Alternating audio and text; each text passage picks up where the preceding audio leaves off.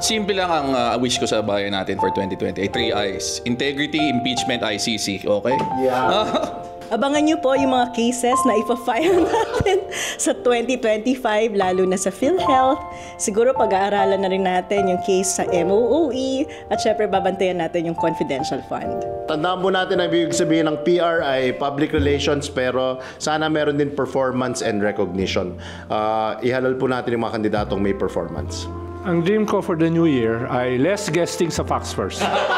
Ako, iko-correct ko lang dapat fewer guestings, hindi less guestings. Yun lang.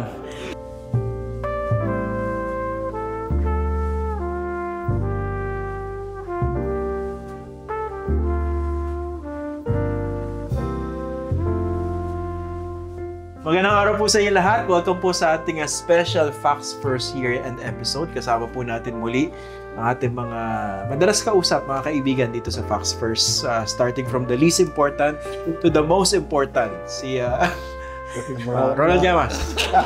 Yung mga walang-wala na maimbitahan. Pag kinakayod mo na yung drum. 2 minutes before. Hindi pumayag. Sige ito, sige hindi pumayag. Llamas. Ito yung Sure. Sure yan, sure. Yun yung tatawagan ka mga 10 minutes before the show, di ba? Yung ganun. Correct. Tapos meron tayong batikan na ekonomista, dating finance undersecretary, kilalang aktivista, Shelo Magno. Sobrang batikan na wala sa posisyon. Human rights lawyer, dating congressman, Barry Gutierrez, at isa sa mga pinakabatikan na election campaign strategist, Alan Herman. Kung napansin nyo, isa lang sa mga pinakilala ko, yung pangalan lang. Yun na yun. Needs no introduction. Needs no introduction. Actually, di ba yung focus ng episode na to, how to be you? Yeah. Reputation precedes it.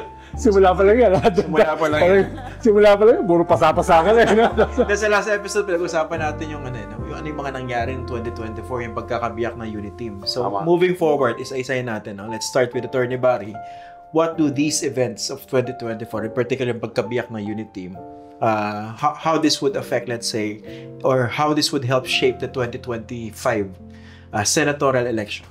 Well, yung mga steps talagang makikita natin that both factions will take starting January, moving onwards towards the election. Lahat yan with an eye to actually getting a better foothold sa eleksyon and preparing for yung continuation ng laban post-election, di ba? For the presidential elections in 2028. So obviously, yung mga nasimulan ngayon na pinakamainit, impeachment, you can expect that will continue to play out dito sa susunod na mga buwan. And hindi na lang yan impeachment ni Sara Duterte pinag-uusapan. Although of course, yun ang highest stakes involved dahil we have to remember, mas pagkatanggal si Sara, hindi lang yung tanggal sa vice presidente. Disqualification yon from holding any other public office. So, eliminated siya. That takes her out of yung that takes her out of the game. Pero ano rin kasi yun venue para sa lahat ng mga gustong pumustura at pumapil for the elections and onward na magkaroon, di ba, ng opportunity na ipakilala ang kanilang sarili at ipakita ang kanilang bangis. Time to shine. Yeah, time to shine. So, yun yung magiging dyan. Yan ang magiging focus sa usapan you can expect in the first quarter. Yan seryoso kami Prof. Shelo, your thoughts? Pero dagdagan ko dun sa sinabi ni Barry, kung posible na ma-impeach na nga si Sara at mawala siya, hindi ni-discount mo ba yung possibility na kung buhay pa yung tatay, pwedeng tumakbo uli? Kasi, I mean, walang nagbabawal na tumakbo uli. You can take out the daughter, pero nandyan pa yung tatay. Who's actually the stronger brand, if you think about it. Diba? And ang pinagbabawal lang naman is yung consecutive na pagtakbo. Yeah. Although kasi dyan, kung tatanggalin mo si Sara Duterte, if this administration finally masters, di ba, the wherewithal na duluhin na si Sara Duterte, I would expect na duduluhin na rin nila si Rodrigo Duterte. So lahat na yan nakadepende sa kung ano yung gagawin ng leadership ng administration. Exactly. Katulad ng lumabas na sa Quadcom. Yeah. Na si Digong ang nasa sentro nitong criminal syndicate na ito. Kung sinabi mo yung ganong klaseng conclusion, dapat magsampa ka lang. Exactly. At nag-recommenda ng filing ng crimes against humanity. So sino ba ang magpa-file ng case dyan? DOJ. Sino ang nasa leadership ng DOJ? Pero ako, stupid yun. If they will fall into the trap na matagal nang nilelay ng mga Duterte sa kanila, kung magpa-fight sila dito. Ayun nga. Kasi kung ako yung Duterte, I would much rather Dito na. face a case dito. Yes. course. Pero, Yes, pero yes. Barry, anong klaseng case ba ipafile? Kung crimes against humanity, pwedeng erase nila yung issue ng complementarity. Pero Yes. kung cases na homicide, kung cases ng money laundering, kung cases ng drugs, etc. Iba yun. Diba? Hindi pwedeng i-invoke yung complementarity. Well, debatable. Kasi hindi naman lahat ng countries na members ng ICC merong equivalent local statute na specifically punishing crimes against humanity. So, technically, kung kasuhan ka ng murder at yung specifics ng case relate to 30,000 na pinatay, di ba? Yun ang lumalabas sa Quadcom hearing. Pwede lang i-claim yun na ito na yung kung ako yung Duterte lawyers, Yes. yun ang i-claim ko. Pero halimbawa, drugs, paano yun yung parang centerpiece ng Quadcom results? Yeah. Kung drugs, ibang usapan. Diba? Pero hindi ba risking crimes against humanity case dahil untested pa siya sa atin? Actually, di ba? Yun yung Wala kang doon. jurisprudence or precedent na pwedeng ano yun, di ba? Yeah. Pero kahit wala, pwedeng i-invoke na nila na dito na lang muna, wag na doon. Oo. Tsaka actually, in the local law natin, yung, ang tawag dito? IHL. IHL law, sorry. IHL Thank you, law. Attorney Lamas. IHL law. Merong provision doon na hindi ka pwede mag-invoke ng official immunity except for the president. So actually, pwedeng erase ni Rodrigo Duterte na at that time that these acts were committed, He was indeed the presidente Was- ko. okay. So hindi pwedeng erase di ba to? Na hindi, I was just following orders. So, di ba, ginawa ko yan in my official capacity. Hindi ba immunity mo wala na, hindi ka na presidente? But does that extinguish the crimes that were committed? Ang magiging defense niya, at the time that these crimes were committed, I was the nag-enjoy ako ng president. presidential immunity. Oo, pero hindi lang siya ma-prosecute. Pero hindi naman siya abogado. Hindi naman siya ano na eh. Very, very, ano yun eh. Very, very thin line yung ganun eh. Parang hirap Diba? kasi tanggapin na merong krimen na nangyari, pero hindi ka ma-prosecute, granted, dahil nakaupo ka. Pero hindi ka na nakaupo, dapat ma-prosecute. Ang argument niya kasi, kung ginawa ko yan in my capacity na ako yung head of state, mag-extend dapat yon to all acts na ginawa ko nung panahon na yon, even during the time na Hindi na siya hindi na ako Pwede ka nakaupo. mag-genocide pala. Kaya kami ICC. That's right. Pero bottom Exactly. line, nakakita yan sa Supreme Court. Aakyat sa Oo, Supreme Court. Bottom line, Best yun ang move for the administration ay hayaan yung international court to come in. Kasi malabo pag domestic. Kasi pag ICC talaga, yun talaga, walang regard to So ang best move is state to immunity. take out all Dutertes. Yeah. Ako tingin ko. Paki-remind naman sa speaker. Parang your political slip is showing. Professor Shella, your political slip is showing. Tsaka, you have to remember, yung ICC case, meron ng build-up yan over ilang taon, di ba? Correct. 7. Oo, di ba? Ito, ngayon lang sila magsisimula. 7. Unless gusto nila isabotahe yung Ayun na nga. Oo. Exactly. Medyo nakainom na, medyo. Yeah. Iba na yung tono ng ano. Yung mood eh. Kaya susunod. Hindi, may bala ako sa kanya. Meron tayo. Siya yung focus mamaya. Abang-abang lang. Very subtle. Very subtle.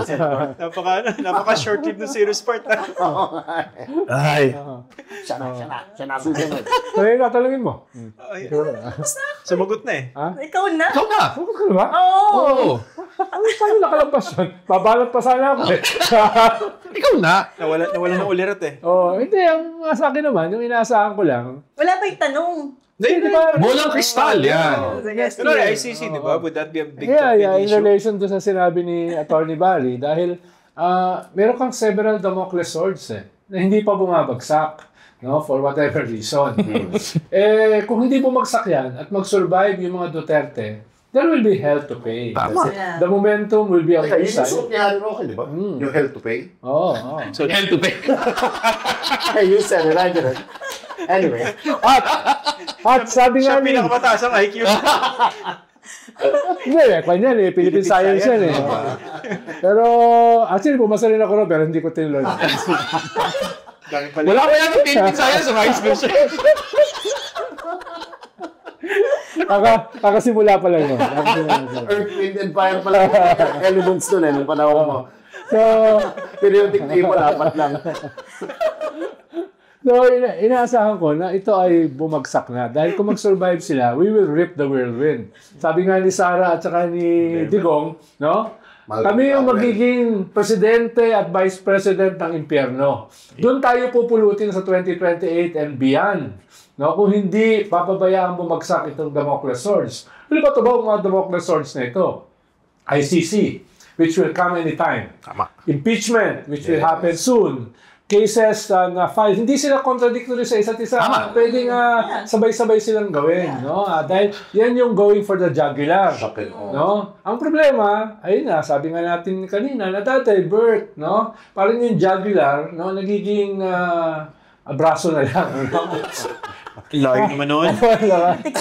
Oo, mapitik-pitik na lang. So, Hinihapos ng hindi na, nawawala na. So, if they don't do that, no, ito yung mangyayari. No? I'm almost sure marami sa umalis sa mga Duterte magsisimula ng bumalik. Ganun Dahil nasa top 2 sila eh. Nasa top 2 sila. Either 1 or 2. Kahit bumababa sila dramatically, mataas pa rin sila. Malamang number 2 sila. Pero number 2 pa rin.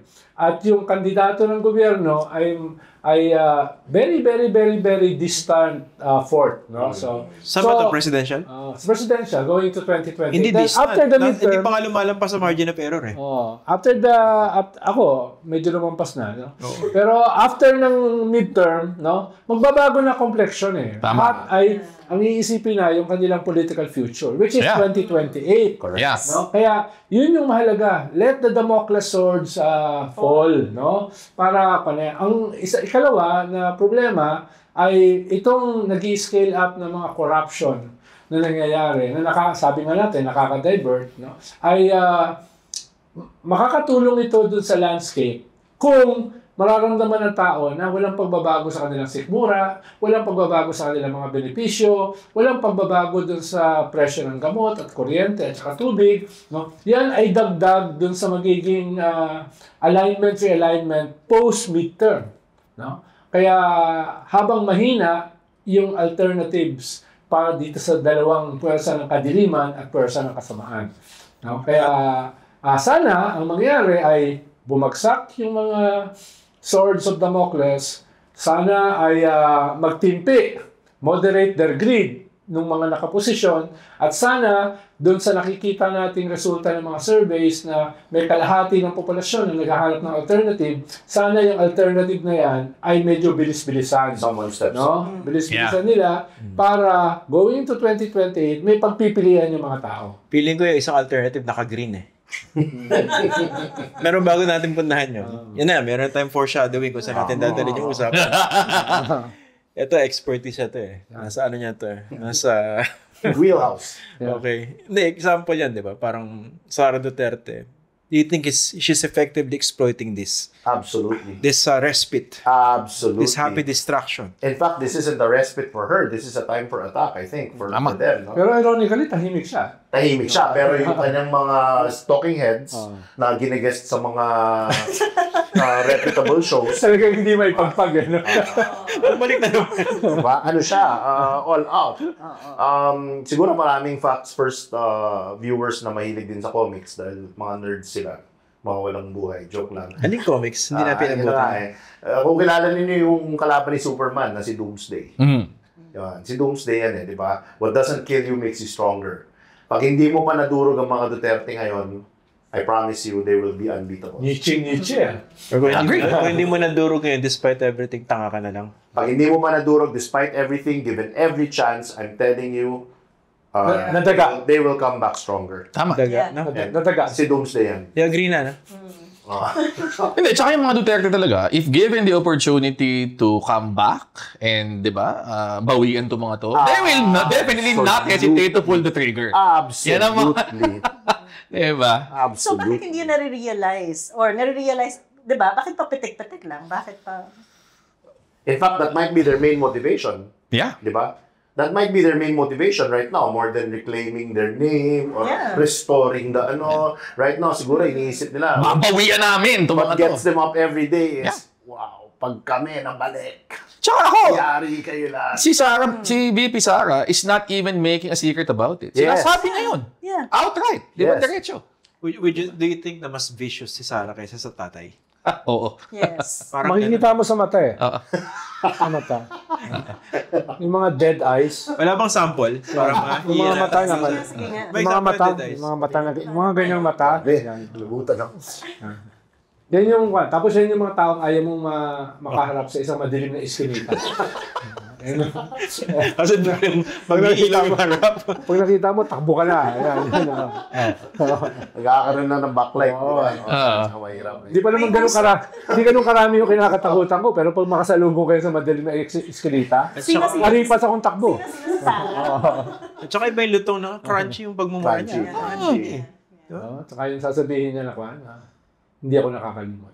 Oo. Diba? Yung nakangiti pero yung mata. Tsaka, yung ano niya, yung sinabi niyang meron akong kinausap, napapatayin si BBM, si Lisa Marcos, si Martin Romualdez. Kita mo seryoso talaga. It wasn't a joke, it wasn't an exaggeration. Yeah. Hindi siya conditional, di ba? Seryoso talaga yun, di ba? Yun yun. I mean, literal na she meant it. Di ba? May ibang mga congressmen na tumaya na, na-expose yung mga sarili.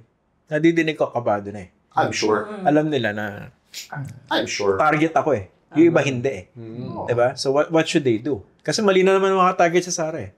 Diba? Well, I Hindi, know Portugal, walang extradition doon eh. Portugal, Rwanda yata, wala rin.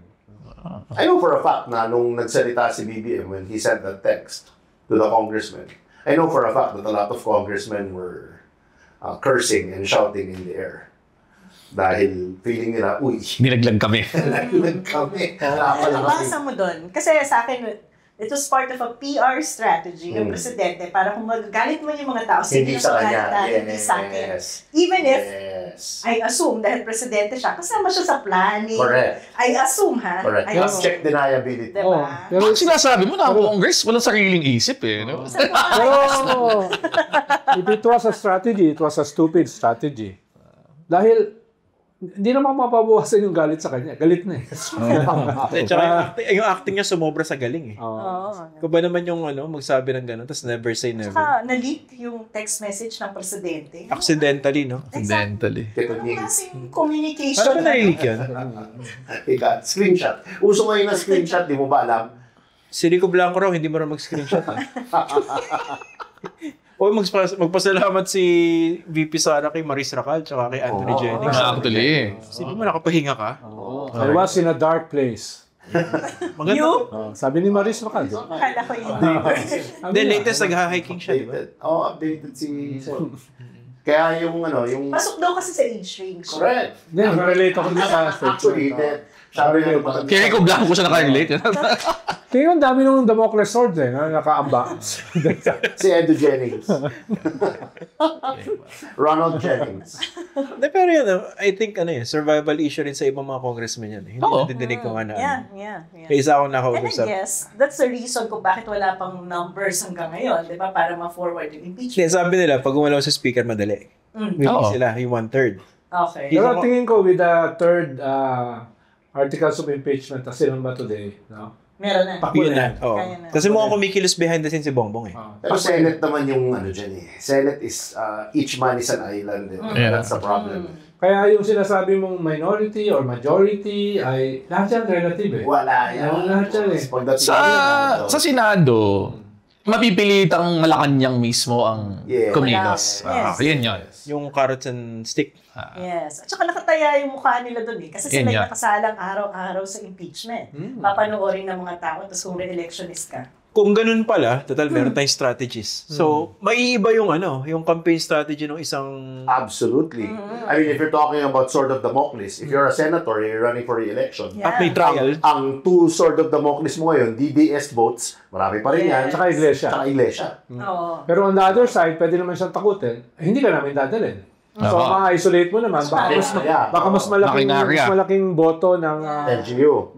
DDS, mga Marcos, Administration. Wala kang pondo. Pinklawan, at yung umalis na sa mga DDS. Ano substantial din yung umalis na sa kanila kung titignan mo yung mga survey. Tsaka yung undecided. Depende Yun kung nga. paano Oo. makakonvince. At saka, syempre, yung huge resources ng incumbent. Yeah. Mas challenging ba yun? Kunwari ako, senador, seeking re-election, tapos nakatali ako sa trial. Di bawat sabihin ko at saka gawin, papanoorin in aid or Well, we're not ang without relation. naming names, no, but Pwede naman, I have clients, for example, na measurable yung tama.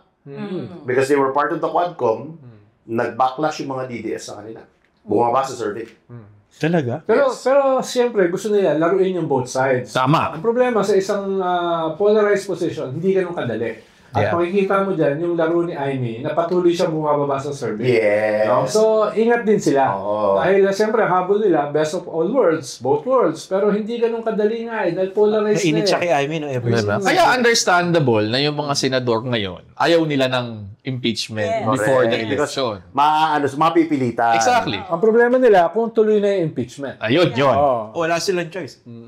Maiiba yung kanilang strategy dahil nakatutok sila sa campaign, di ba? Ay, sa impeachment. Again, you measure it, di ba? Ano ka? You do the math in your head. Saan ka mas maraming boto?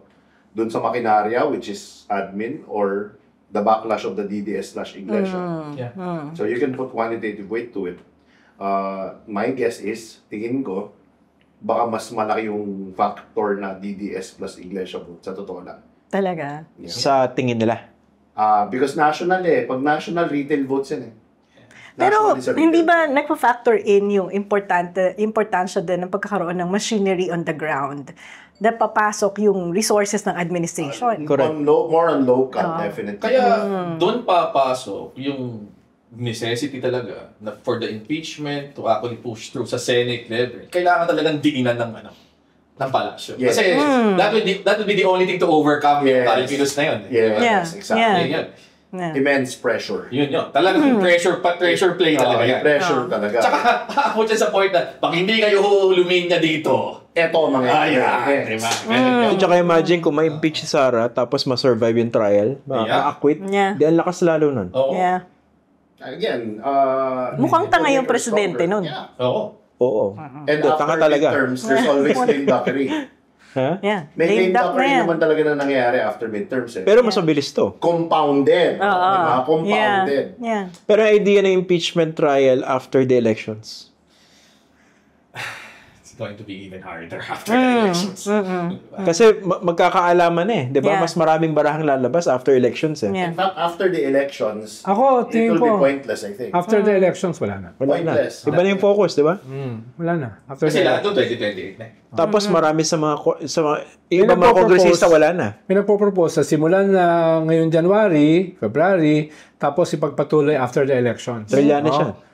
Paano yun? Hindi na sila senador eh. Tsaka iba na yung senador Iba mo. na yung senador. Iba na Hindi yung pwede yun. Sino nag-propose nun? Di ko alam. Trillanes, di ba? Pero pag Trillanes siya. Oo. Okay. Hindi, parang yung Yun yung nakikita niyo. bumanat kay Barry, di ba? Hindi. Sobrang kaibigan ni Senator. Banat lang pa nila. Lagi ko siya sinusuport. Nilapastangan yata siya.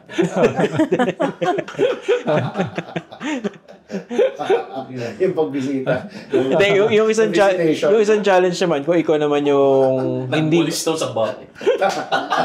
hindi ka bahagi ng Senado ngayon, pero gusto mo maging parte ng Senado, Yeah. matatanong ka rin sa impeachment eh. Yes. Lalo kung dati kang senador, di ba? So, paano ko naman titindig? Kaya nga. Kaya nga, yung mga ayaw pumusisyon sa impeachment, yun ay bago magkaroon ng impeachment. Pag meron ng impeachment, Yeah. Wala wala kang sila. choice. Wala kang Oo, choice. oo. Hot seat ka. Yeah. Not choice.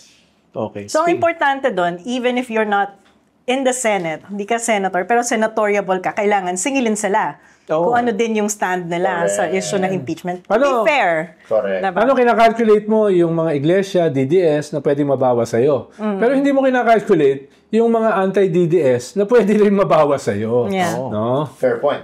They can be as vicious. At saka right now, yung mga madami dun sa mga sobrang identified na DDS sa Senado, nagsisibabaan lahat sa survey. Di ba? Bato. Yes. Ay, may ma- Even Bongo, mababa. Bongo. Aimee, no? Di ba? So, at saka, Juan, kahit yung mga nagde-defend sa Senate na ibalik yung budget ni Sara na kinat ng Congress, nagbago sila ng posisyon after nung mga statement ni Sara about assassinating a president, Yeah. assassinating the First Lady. No? mismo sila nagbago. Hindi na nila inilaban.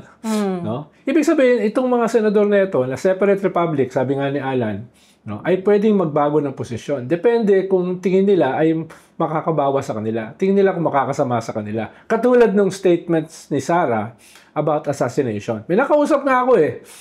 Sabi niya, mahirap nang depensahan. Mahirap na. No? At imagine mo kung maging presidente yan. Although, ang laki din ng magiging role nung paano din makahandle yung actual prosecution in the Senate itself. Yeah. Kasi lahat nakatutok dun. Yeah. Kung sobrang palpak, di ba?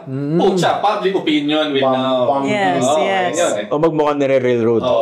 Yun. Di ba? On the other hand, kung ang lakas ng ebidensya, talagang magamit nila, ma-maximize sila para talaga ma-highlight yung mga pinaka-vulnerability si Sara Duterte. Di ba? Tama yun. Pero dahil nga political process ito, kahit palpak, no? Mas dominant yung political. Dahil hindi naman lahat ng prosecution ng impeachment ni Corona magagaling. Oo.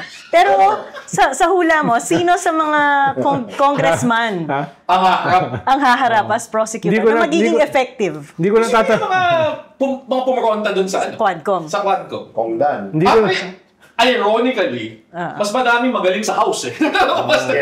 Yes. Baka yung Rog Gutierrez, baka paharapin. Pero hindi ko natatanungin si Barry kung sino yung mga hindi magagaling dun sa nakarangin. Nung panahon. Dahil may mga kaklase siya ron eh. Ito ba yung na-lecture ni Miriam? Na-lecture. Hindi ni-lecture. May mga kaklase siya ron eh. Sinapon, pinaliguan. With emphasis doon sa kaklase. No? Oo. Lumipas na. Mupon.com na rin eh. Pero tandaan natin, alam mo, meron sa Asaya, meron talagang sobrang masaya pag na-impeach si VP Inday. Yeah. Si Christian Isguera, bakit? Dahil pag na-impeach si VP Sara, baka maging presidente yung favorite senator niya. Sino? Si Senator Robin Hood, di ba sabi niya? Ay, Di ba sabi niya? Tama. Mas optimistic si Panelo eh. Pag na-impeach si Sara, mas open sila sa ganung possibility. Senator Robin Hood, paborito mo yun, di ba? Actually, Ang problema dyan, malalagay ako sa spot dahil kung tatakbo si Robin Hood for president, tatakbo na rin ako. Ako tatakbo ako. Ako sa Pilipinas.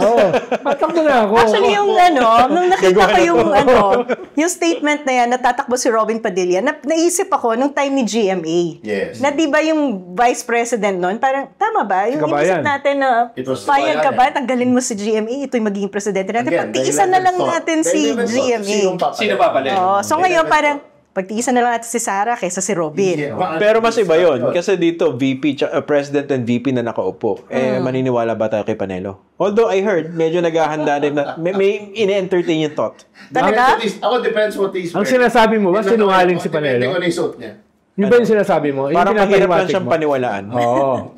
So, hindi mo siya sinasabing pag sinungaling. ganun- Sinasabi mo lang, mahirap siyang paniwalaan. Kasi pag gano'n yung fashion taste, parang mahirap paniwalaan. Ako yun nga eh. Depende ko na suit niya. Do you want to go there? Wala ako sa kanya. Ha? Oy, Gusto mo- na-interview ko before yun. Sinabi niya, I brought tattered jeans to the Philippines. Siya pala nagpauso nun. Pati yung reputation niya, tattered. May collection ako ng time na tattered jeans, pinagtatapong ko. Parang nakatattered jeans na si Barry bago. Kung abogado ka, Naku naman. kung abogado ka ni Ampatuan, abogado ka ni Mayor Sanchez, hindi lang tattered yung reputation mo. No. Smithereens. Shredded yun. Shredded. Tapos sasabihin mo, innocent unless proven guilty. What the... Hindi, pag-usapan natin alternative kasi parang nagiging rant session, di ba? So, puro kayo daldalan, di ba? Team Kadiliman, Team Kasamaan. Yan yung alternative. Yun. Somebody should step up. Meron. Nadidinig ko, naka-green. Meron, no? May next generation eh. Hindi yung generation namin, ha? Next generation. May kilala akong magaling na campaign Yan yung, strategist. May letter C ba yan? Ah? Sa pangalan? Letter C? Meron. May letter B. May letter C, may letter B. Kakainom lang ba niya ng wine sa paper cup? Ano to? Last Supper? Hindi, ito Parang time lang sa UP nun eh. Naglalakad lang ako sa harap ng Vinsons, tapos biglang hindi. Parang pala eh. Parang nasa kwan siya, Garden of Gethsemane eh. Let this cup pass.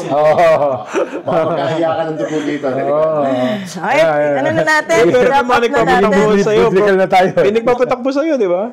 Sino? Meron mga May nagbo-volunteer nga campaign manager, eh, no? Hindi siya ganun kagalingan, pero nagbo-volunteer, no? pwede na.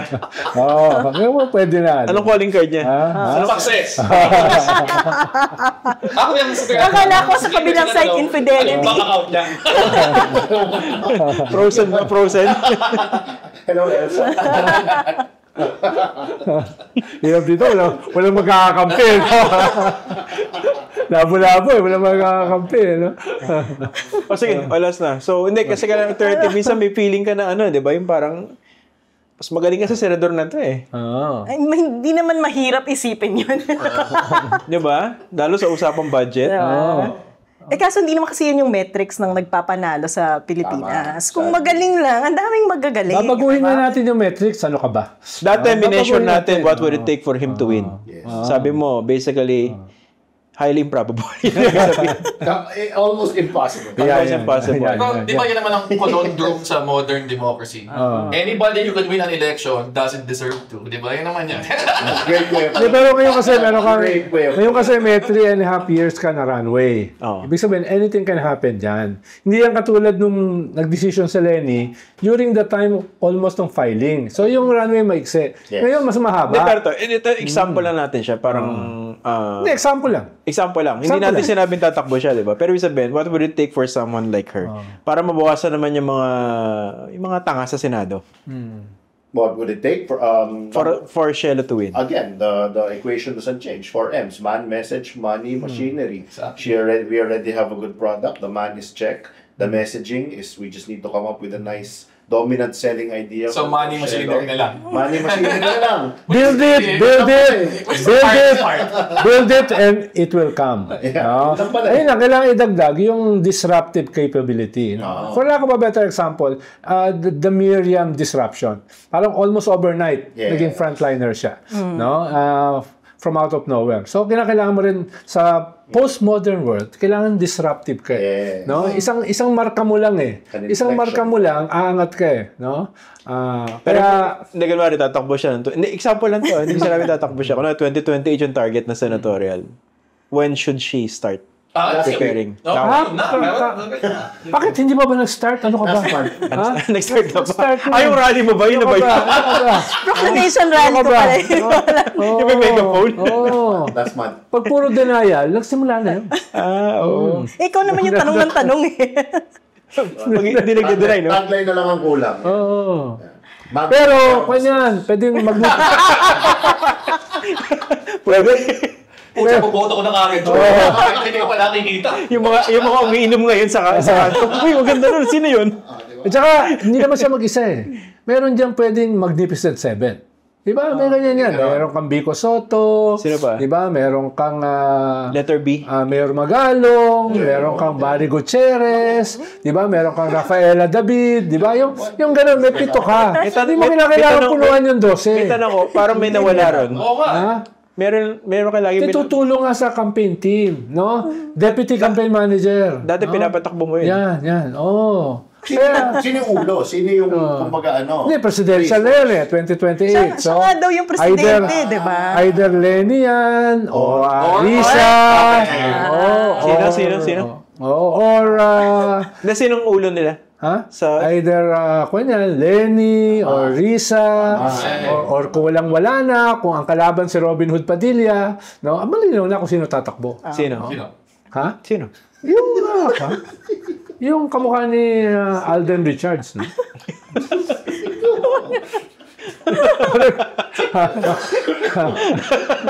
I'm confused.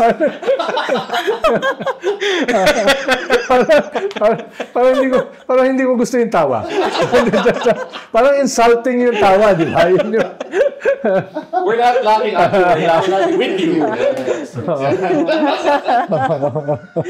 Mamaya may impunity message na naman. Yan. Kumukha ni Alden. I love it. Yung medyo reachable naman. Jason Statham. Ang tawag dyan, confidence. Basta mo, Vin Diesel. Yeah. Sino man local na artista na... Bembol Rocco. Hindi, pero may nagsabi sa akin talaga, ano mo, I love it dahil yung si, kamukha ni Keanu. Sino? Si Senedo daw. Lalo na pag suot ko yung leather jacket ko. Douglas Keanu.